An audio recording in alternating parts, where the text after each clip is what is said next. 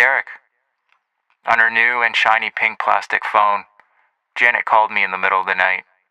It was the first time a girl had ever called, and I immediately wondered what she wanted.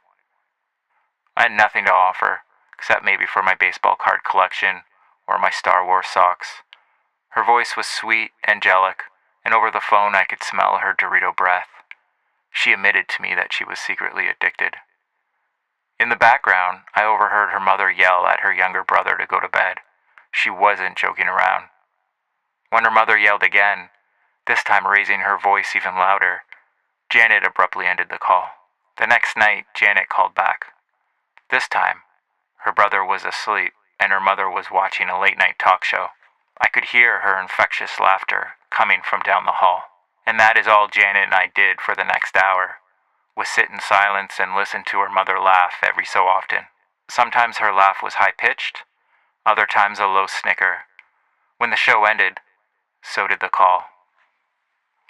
It was a week later, on a Saturday night, when Janet picked up the phone and called my number again. This time she was not alone, and I could hear her giggling friends in her bedroom. I wondered which friend of the group she was the closest with, and I wondered who she had known the longest. Her Dorito breath was pungent as ever as she asked me what my favorite sport was. My voice was dry and robotic, and I replied that baseball was my favorite sport. One of her friends announced that she was bored and wanted to watch a scary movie. I wanted Janet to stay on the line, but the call ended. Over time, Janet would start to call me every day. She once read me a poem she wrote about her hometown. She said the mayor reminded her of a hungry grizzly bear. The cold river running through the city was the color blue, and that downtown was vacant. Nothing was new. She proudly called me after she won her classroom chess tournament and told me she will one day rule the world. She called me on Mother's Day and barked at me like a dog. She told me her favorite teacher was Mrs. Gibson, and that her long hair reminded her of a beautiful horse. That her best friend was Heather Salter.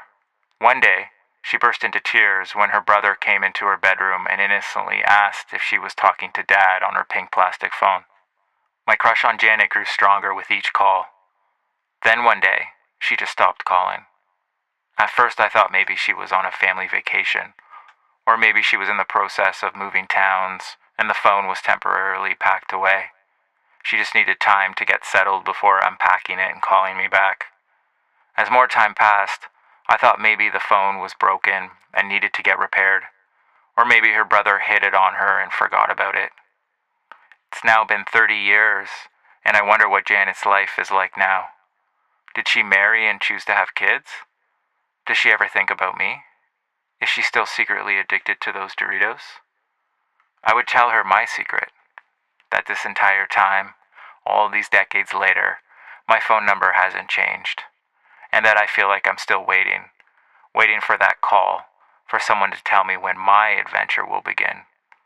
Maybe one day Janet will pick up her pink plastic phone and call me again. And if she does, I'll answer, and together we can just sit and listen to the sounds of life. As much of it as we can anyway.